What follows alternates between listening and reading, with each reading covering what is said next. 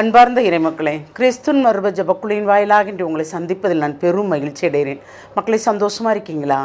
நிறைவாக இருக்கீங்களா? மகிழ்ச்சியாக இருக்கீங்களா? மன அமைதியாக இருக்கீங்களா? மக்களே, மகிழ்ச்சியும் மன அமைதி நமக்கு எப்பொழுதும் தேவை. அது இருந்தால்தான் நாம் வாழ முடியும், இல்லையா? இன்றைக்கி அவர் நமக்கு என்ன இறை செய்து தருகிறார் பார்ப்போமா?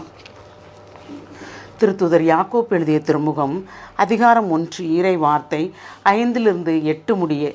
உங்களிடையே குறைவான ஞானம் கொண்டிருப்போர் கடவுளத்தில் கேட்கட்டும், அப்போது அவரும் ஞானத்தை கொடுப்பார். அவர் முகங்கோணாமல் தாராளமாய் எல்லோருக்கும் கொடுப்பார். ஆனால் நம்பிக்கையோடு ஐயப்பாடின்றி கேட்க வேண்டும். ஐயப்பாடு கொள்பவர்கள் காற்றினால் அலக்களிக்கப்படும் கடல் அலைகளை போன்றவர்கள். எனவே இத்தகைய இருமனம் உள்ள நிலையற்ற போக்குடையவர்கள் ஆண்டவரிடம் ஏதாவது பெற முடியுமா என நினைக்காது இருக்கட்டும். எனவே இத்தகைய இரு மனமுள்ள நிலையற்ற போக்குடையவர்கள் ஆண்டவரிடம் ஏதாவது பெற முடியும் என நினைக்காது இருக்கட்டும்.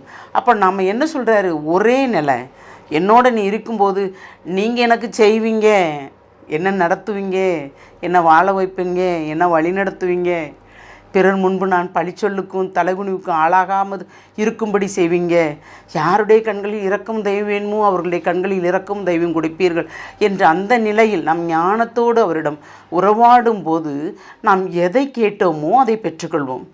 இது நடக்குமா ஆண்டவரே? எனக்கு தெரியலையே. இவங்க எனக்கு தருவாங்களா ஆண்டவரே? எனக்கு புரியலையே. நம்ம தான் புரியலின்ட்டோமே, தருவாங்களான்னு கேட்டோமே. தருவாங்க. உங்கள் கிருபையில் எனக்கு அவங்க உதவி செய்வாங்க. எந்த உதவினாலும், இறை வார்த்தை உதவியோ, அவங்களுக்கு என்ன தேவை என்று நினைத்தார்களோ அந்த உதவியை அவர்கள் உள்ளத்தை தொட்டு அவர்கள் செய்யும்படி செய்வார், இல்லையா? ஒரு சகோதரர்களுக்குள்ள ஒற்றுமை இல்லாமல் இருக்கலாம், ஆனால் ஒரு துன்பங்கள் என்று வரும்போது அந்த சகோதரர்கள் அனைவரும் ஒன்று கூடும்படி ஆண்டவர் வழிநடத்தி கொடுப்பார். அதுதான் இறைவன். நம்ம இறைவன், அது நம் கடவுள். ஏனென்றால் அவரிடம் நாம் ஒன்றிக்கும் போது எல்லாமே நமக்கு நிறைவாக நடக்கும். அந்த நிறைவை தருகிறவர் தான் அவர். ஏனெனில் உங்களுடைய குறைவான ஞானம் கொண்டிருப்போர் கடவுளிடத்தை கேட்கட்டும்,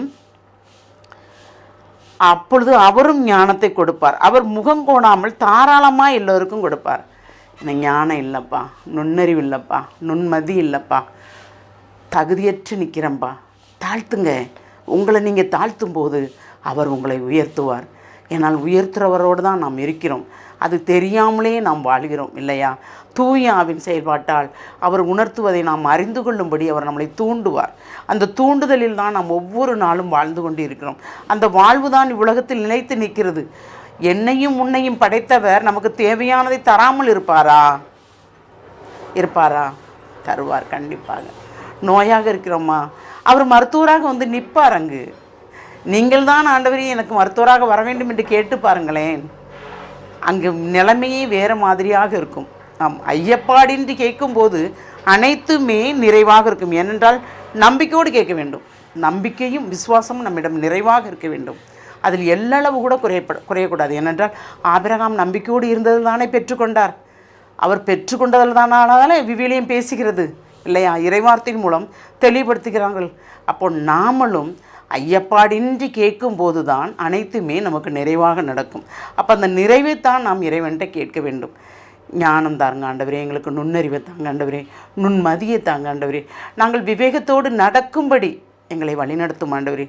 இதுகால் வரைக்கும் நீர் எங்களை வழிநடத்தினீர் ஆண்டவரே, இன்னும் நீர் எங்களை வழிநடத்துவீர். அந்த நம்பிக்கையோடு தான் நாங்கள் வாழ்கிறோம், விசுவசிக்கிறோம்.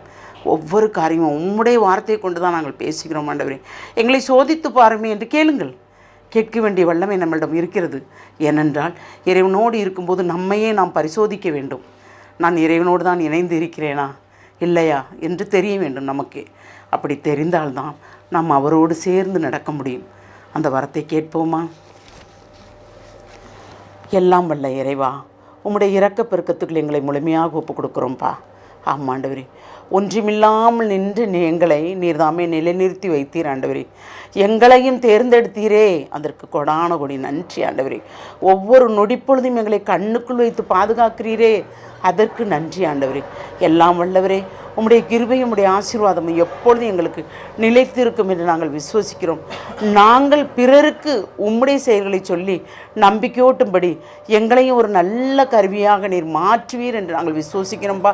அந்த விசுவாசத்தின் பேர் தான் எங்களை முழுமையாக உம்முடைய இரக்கத்துக்குள் ஒப்புக் கொடுக்குறோம்.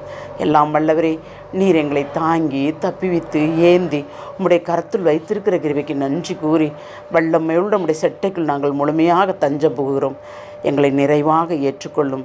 ஜெபம் கேட்கும் நல்ல பிதாவே. ஆமேன், ஆமேன், ஆமேன்.